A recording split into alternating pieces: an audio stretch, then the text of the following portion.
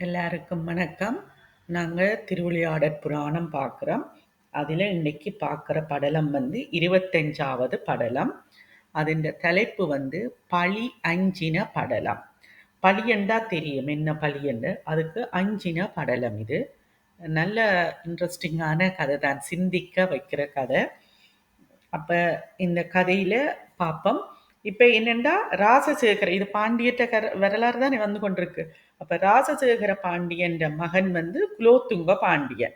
அப்போ குலோத்துங்க பாண்டியன்கிட்ட அரசாட்சி செய்ய கொடுத்துட்டு ராசசேகர பாண்டியன் சிவபெருமானுடைய திருவடியில கலந்து பேரின்பம் முற்றுட்டார். அப்போ குலோத்துங்க பாண்டியன் சோமசுந்தர கடவுளை ஒவ்வொரு நாளும் நியமமாக போய் வழிபட்டு வாரவர். யாரு? குலோத்துங்க பாண்டியன். குலோத்துங்க பாண்டியனுக்கு 16,000 மனைவிமார். ஒவ்வொரு மனைவிக்குமே பிள்ளைகள் இருக்குது. எல்லா பிள்ளைகளையும் சேர்த்து 60,000 பிள்ளைகள். யாருக்கு? குலோத்துங்க பாண்டியனுக்கு. அப்ப அந்த 16,000 மனைவிமார், 60,000 குழந்தைகள். அதுல முதல் பிள்ளை தான் அனந்த குணன் என்று சொல்றது. அந்த 60,000 பிள்ளைகள்ல முதல் பிள்ளை அனந்த குணன்.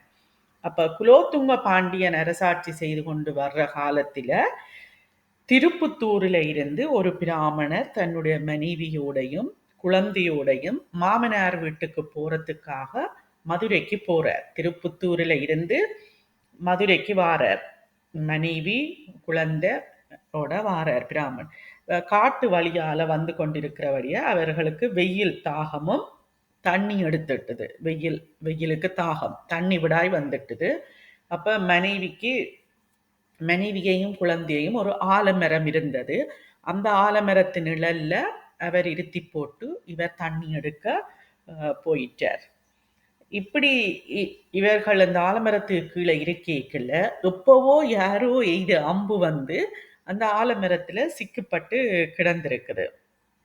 அது காற்று வீச, அந்த அம்பு காற்று பலமாக வீச, அந்த அம்பு அந்த கீழே தானே அவ இருந்தவ, யாரு? அந்த பிராமணன் மனைவி. அவன் வயிற்றில துளைச்சு அதை பட்டு அவ இறந்துட்டா.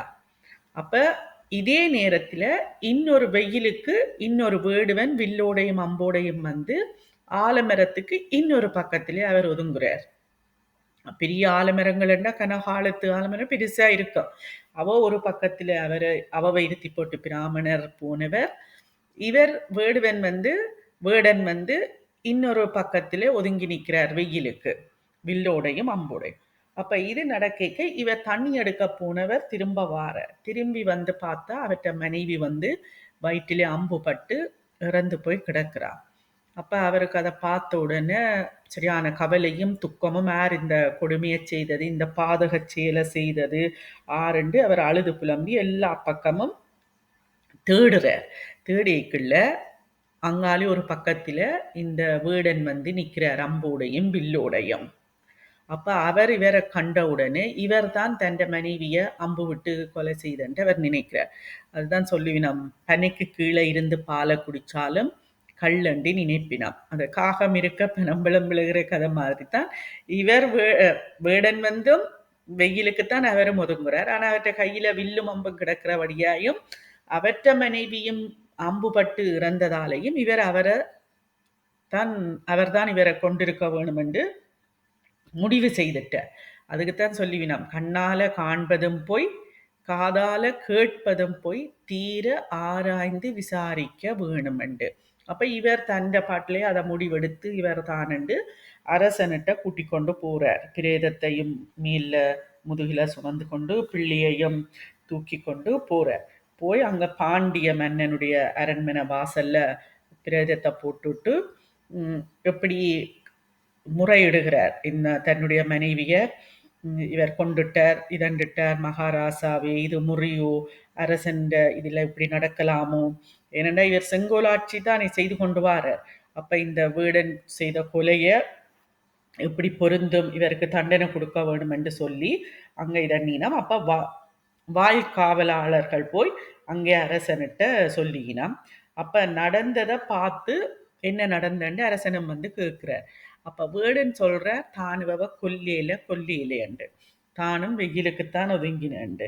அப்ப இல்லையண்டு இவியல் சொல்லினான். அப்ப அங்க மிச்ச பேர் இருக்கணும் தானே, அரசனோட மந்திரிமார், நாட்டு மக்கள், இந்த ஊர் மக்கள் எல்லாரும் இருந்து, அப்படி நீ கொல்லேலியண்டா இவண்ட வயிற்றிலே எப்படி அம்பு பட்டது, இவ எப்படி இறந்தவா என்றெல்லாம் அவியல் கேட்கினான். அப்படி கேட்டுக்கொண்டிருக்க அவரும் இல்லை என்று சொல்லி, அப்ப இவருக்கு தண்டனை கொடுத்து இவரை தீர விசாரியுங்கோண்டு தண்டனை கொடுத்தால் அவர் அந்த தண்டனை பயத்துல உள்ளதை சொல்லுவாருண்டு அவருக்கு தண்டனை கொடுக்கினார். தண்டனை என்ன தெரியும் தானே, ஒவ்வொரு தண்டனை கொடுக்கையும் அவர் அந்த தண்டனைக்கும் அவர் அஞ்சலி. ஏனென்றால் அவர் உள்ளதைத்தான் சொல்றார், அவர் கொல்லையில. அப்ப எப்படி மாத்தி சொல்ல முடியும்? உண்மை என்றால் உண்மை ஒரே இதுதான் வரும். அப்ப இல்லை என்று அவர் சொல்லி கொண்டிருக்க, அப்ப அரசன் என்ன நினைக்கிறார், இவருக்கு இவர் இந்த இவரை மனைவியை கொல்றதுக்கு இவர் என்ன பகைவரா, அவர்கிட்ட மனைவி பகைவரா, மிருகமா, பறவையா, இந்த பெண்ணை கொல்றதால இந்த வேடனுக்கு என்ன பயன், எந்த பயனுமே இல்லையண்டுட்டு இவற்ற முகத்திலும் பாக்கிக்கல இவர் இந்த கொலையை செய்திருக்க மாட்டார் என்று நினைச்சு இந்த உண்மையை நல்லா ஆராய்ஞ்சு விசாரிக்க வேணும் என்று சொல்லி உன்னுடைய கவலையை, ஏனெண்டா பிராமணருக்கு அவர்கிட்ட மனைவியை கொலை செய்தது அவருக்கு சரியான கவலை தானே. அதே நேரம் இந்த வேடன்ற முகத்தை பார்க்கையும் இவரும் கொலை செய்த போல இல்லை, இவருக்கு அவற்ற மனைவி பகையும் இல்லை, ஒரு மிருகமோ பறவையோ கொல்றதுக்கு அதுவும் இல்லை. அப்ப இதை தீர ஆராய்ஞ்சு விசாரிக்க வேணும் என்றுட்டு உன்னுடைய கவலையையும் நான் ஒழிச்சிடுவேன், நிப்பாட்டிடுவேன், உனக்கு வந்த கவலையையும் நான் ஒழிப்பேன், நீ பயப்படாது என்று சொல்லி மனைவியினுடைய மயான அந்த சுடல காரியங்கள் எல்லாத்தையும் நீ போய் செய்துட்டு வான்னு சொல்லி இவரையும் சிறையில அடைச்சுதான் சித்திரவதை செய்தது வேடனையும் சிறையில இருந்து விடுவிச்சுட்டார் ஆறு பாண்டியன். இவரும் போய் மயான கிரியெல்லாம் முடிச்சுட்டு வந்துட்டார் ஆறு வேடனும். அப்ப பாண்டியன் என்ன செய்கிறார், இந்த அரசன் வந்து சிவபெருமானிட்ட போய் கேட்கிறார், இந்த கொலை எப்படி நடந்தது, இந்த எந்த ஒரு சாஸ்திர தர்ம நூல்லையும் இதை பற்றிய தகவல்கள் எதுவுமே இல்லை, இதுக்கு எப்படி நீதி வழங்குறது. இப்ப அர்த்த சாஸ்திரம் எல்லாம் மனுசுமிருதி என்று நினைக்கிறேன். அர்த்த சாஸ்திரத்திலெல்லாம் எப்படி அரசன் ஒரு ஆள் எப்படி அரசாட்சி செய்யணும், எப்படி சட்டங்கள் கொண்டுவரணும் என்று அர்த்த சாஸ்திரத்துல நிறைய இருக்குது. நாங்கள் அந்த தற்கொலை செய்யக்கூடாதுன்றதும் அதுல போட்டு கிடக்குது. அப்ப இவர் இந்த பாண்டியன் போய் கேட்கிறார் சிவபெருமானிட்ட, எந்த ஒரு தர்ம நூல்லையும் இதை பற்றிய இது இல்லை, இதுக்கு எப்படி தீர்ப்பு வழங்க வேணும், உங்கண்ட திருவருளால தான் எனக்கு இதை நீங்கள் உணர்த்த வேணும் என்று சொல்லி பாண்டியன் போய் கூறி முறைப்பாடு செய்கிறார். அப்ப அவர் போய் சொல்லி இதன்னிக்க ஆகாயத்தில இருந்து ஒரு அசரீரி வாக்கு கேட்குது, பாண்டியனே நீ இந்த நகரத்துக்கு புறத்தில் இருக்கிற செட்டி தெரு கண்ட இடத்துக்கு நீ வா இன்றைக்கு இரவுக்கு. ஏனெண்டா இவர் போய் சோமசுந்தர கடவுளைத்தான் போய் மன்றாடி கேட்கிறார், இந்த இதுக்கு நல்லொரு தீர்ப்பை உங்கண்ட திருவருளால தான் நீங்கள் எனக்கு சொல்ல வேணும் என்று. சோமசுந்தர கடவுளைத்தான் இவர் தினமும் போய் பூசை செய்து வழிபட்டு வாரவர் நியமம் தவறாமல்.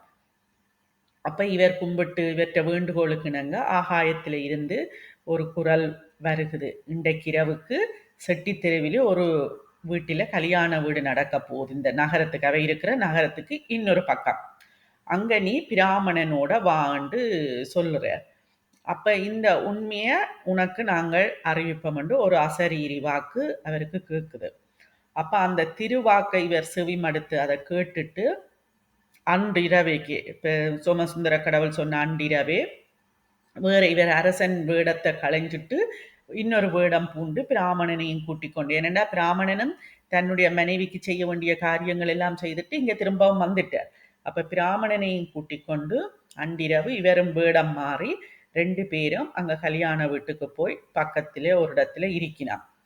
இவைகள் அங்க இருக்கைக்குள்ள இயமனால 2 பேர் வந்திருக்கணும் இங்க இந்த கல்யாண வீட்டுக்கு, மணமகனுடைய உயிரி எடுக்கிறதுக்காக அங்க 2 பேர் வருகினம். அப்ப வந்தால் அதில் ஒரு தூதுவன், 2 தூதுவர்கள்ல ஒரு தூதுவன் வந்து சொல்றார், இந்த மணமகனுடைய உயிரை கொண்டு வர சொல்லி இன்றைக்கே யமனங்களுக்கு ஓர்டர் பண்ணி இருக்கிறார், கட்டளை இட்டு இருக்கிறார். ஆனா இந்த மணமகன் உடம்புல வந்து எந்த ஒரு வியாதியும் இல்லை, எந்த ஒரு காரணமும் இல்லை இவரை கொல்றதுக்கு. அப்ப இதை நாங்கள் எப்படி செய்வோம் என்று ஒரு ஆள் மற்ற ஆளுக்கு சொல்றார்.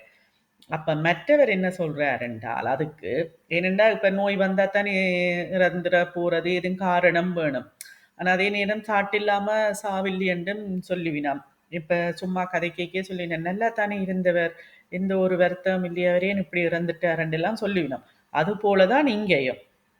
அப்ப அந்த மற்ற தூதுவன் என்ன சொல்றாருண்டா, இன்றைக்கு பகல் என்ன நடந்தது, ஆலமரத்தில ஏறுண்டு கிடந்த அம்பு வந்து அங்க மேலே இருந்து கிடந்த அம்ப பார்ப்பனின்ற வயிற்றில பட்டு அவ அவன் உயிரை நாங்கள் எடுத்து நாங்கள் தானே காற்றில் விழும்படி செய்து, அந்த முதலே கிடந்ததானே அந்த அம்பு, இன்றைக்கு பகல் அது நடந்தது.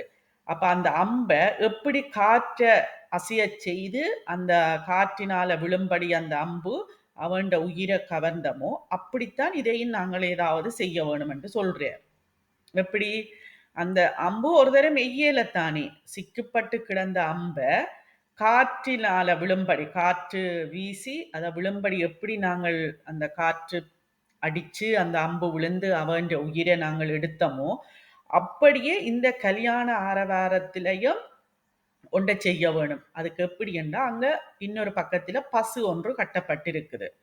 அந்த பசு வெருண்டு அறுத்து கொண்டு ஓடி வந்து இந்த மணமகனை முட்டி அவற்ற உயிரை எடுக்க வேணும் என்று சொல்லினான்.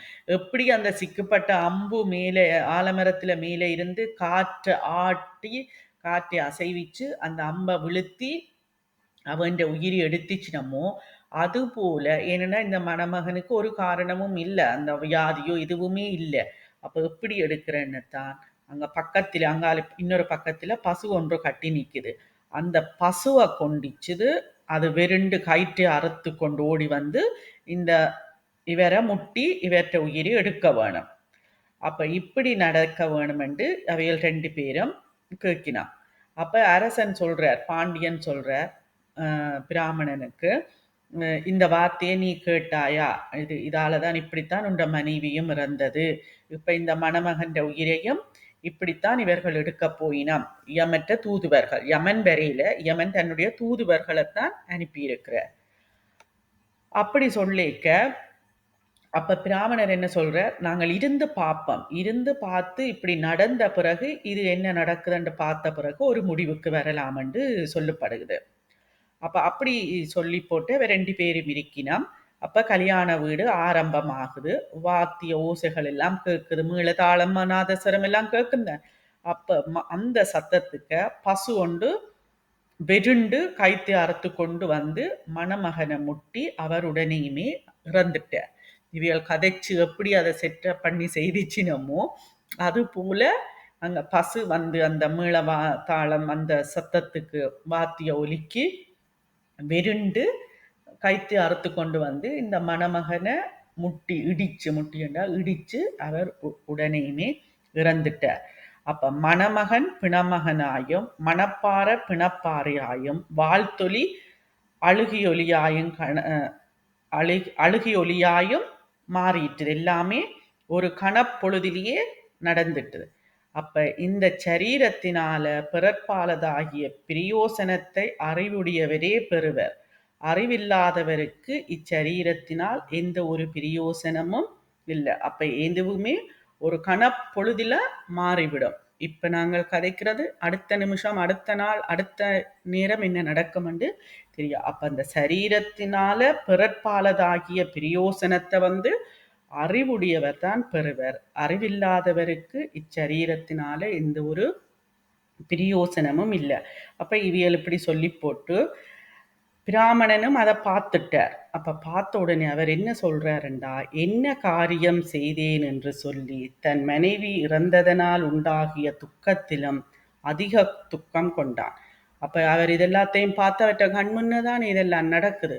அப்ப தன்ட மனைவி இறந்த துக்கத்தை விட இப்பதான் அவர் அதிக துக்கப்படுகிறார். என்ன காரியம் செய்தேன் என்று சொல்லி கவலைப்படுறார். ஏனென்றா ஒரு அப்பாவி வேடனி எல்லோ இதண்டுட்டினான். அப்ப அதால அவருக்கு இன்னும் துக்கம் கூடவாயிருக்குது. பாண்டியன் பிராமணனோடு தன் கோயிலிலே புகுந்து மந்திரிமாருக்கும் பிறருக்கும் இதை சொன்னான். அப்ப இவைகள் இங்க கல்யாண வீட்டில முதல் ஒருத்தருக்கும் சொல்லாமத்தானே வந்தவை. இப்ப போய் மந்திரிமாருக்கும் அங்க மற்றவர்களுக்கும் போய் சொல்றார், அந்த ஊராக்களுக்கும் போய் சொல்றார். பிறகு பிராமணனை பார்த்து, ஏனென்றால் அவர்களுக்கு மந்திரிமாருக்கும் ஊராக்களுக்கும் தெரியாதான் என்ன நடந்தேண்டு. அப்ப இவியல் இப்ப வந்து எல்லாத்தையும் அறிஞ்சு கண்முன்னியே எல்லாத்தையும் பார்த்துட்டினம். பார்த்தபடியே 2 பேரும் போய் மிச்ச பேருக்கும் சொல்லினோம்.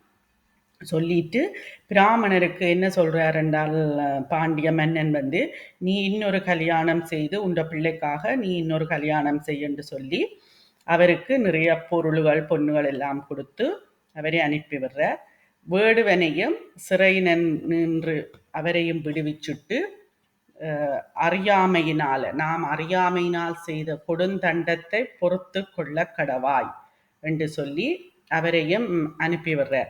முதல் அவரை சிறையில அடைச்சவர், முதல் அனுப்பியில முதல் அவரை சிறையில அடைச்சிட்டு இவர்தான் ஈமக்கிரியைகள் செய்ய போனவர். அப்ப இப்பவும் அவரை சிறையில இருந்து விடுவிச்சுட்டு அவரை முதல் சிறையில தான் அடைச்சவர். இப்ப இது உண்மையண்டு அறிஞ்ச உடனே அவரை சிறையில இருந்து விடுவிச்சுட்டு அவருக்கும் சொல்லி நாங்கள் உனக்கு கொடும் தண்டனையை கொடுத்துட்டோம், எங்களை பொறுத்து கொள்ளன்னு சொல்லி அரசனே சொல்லி அவர்கிட்ட மன்னிப்பு கேட்டு அவரையும் சிறையில இருந்து விடுவிச்சுட்டு அனுப்பினான். அப்ப திருக்கோயிலை அடைஞ்சு சோமசுந்தர கடவுளை வணங்கி, எம்பெருமானி நீர் பாவியேன் பொருட்டு பழியஞ்சு நாதராயிருந்தீர் என்று சொல்லி துதித்து விசேட பூசை செய்வித்து உலகினுக்கு உயிராயிருந்து அரசியற்றினான். இப்ப தனக்கு இந்த பழி வந்துடுமல்லோ, இப்படி ஒரு தீர்ப்பு சரியான இது கொடுக்காட்டிக்கு அவர்ல தானே அந்த பழியெல்லாம் விழுந்திருக்கும், இந்த பாண்டிய மன்னன் சரியான தீர்ப்பை கொடுக்காததுல. இப்ப இது எப்படி நாங்க பார்க்கலாம்டா, கண்ணகின்ற சிலம்பு போய் தண்ணிக்க கோவலனை கொலை செய்து கண்ணகி போய் நியாயம் கேட்க அந்த அரசனும் உடனே ஏனென்றா தன்னுடைய நீதி தவறிட்டுதே என்று சொல்லி மனம் வருந்தி இதென்று அவர் உடனே இறந்த மாதிரி. அப்ப இவருக்கு சொல்லப்படுது, எம்பெருமானே நீர் பாவியேன் பொருட்டு பழியஞ்சு நாதராயிருந்தீர் என்று. ஏனென்றா இவருக்கு வார பழிய இவர் விட இல்லை, யாரு சோமசுந்தர கடவுள். அப்ப பழியஞ்சு நாதராயிருந்தீர் என்று சொல்லி அவருக்கு விசேட பூசியெல்லாம் சோமசுந்தர கடவுளுக்கு செய்து அவரை வழிபட்டு வார இந்த பாண்டியன். இதுதான் பழியஞ்சின படலம் என்று இருக்கிறது. அடுத்தது மாபாதகம் தீர்த்த படலம், அதுவும் நல்ல கதை. இனி வர்ற இதுகளெல்லாம் எல்லாருக்குமே சிந்திக்க வேண்டிய கதைகள். இப்ப இதுவிலுமே நாங்கள் இதையுமே கண்ணால பார்த்து காதால கேட்டா போல முடிவு சொல்லக்கூடாது, தீர ஆராய்ந்து விசாரிக்க வேணுமென்றது தான் இங்க முடிவு அந்த கதையில சொல்லப்பட்டது. அதோட விதி எந்த ரூபத்திலையும் வரும். எங்களுக்கு விதி என்றது தெரியும் தானே, நாங்கள் நிறைய கர்மா பற்றி பார்த்துட்டோம். அதோட இதையும் நாங்கள் எல்லாத்தையும் ஒவ்வொன்றோட கனெக்ட் பண்ணி பார்க்க வேணும். இதை கதை மட்டும் எடுக்காமல் இதில் என்ன சொல்ல வருகினோம், என்னென்ன கருத்துக்கள் இருக்குதுன்றதையும் பார்த்து கேட்டு படித்து புரியக்க தான் எங்களுக்கு நிறைய ஞாபகத்தில் இதென்னும் நாங்களும் சரியான வழிக்கு போகலாம். ஓகே, இவ்வளவு நேரமும் பொறுமையாக இருந்து கேட்ட எல்லோருக்கும் நன்றி. அடுத்த படலத்தை நாங்கள் அடுத்த வகுப்பில் பார்க்கலாம். இப்போ நாங்கள் கலந்துரையாடலுக்கு போகலாம்.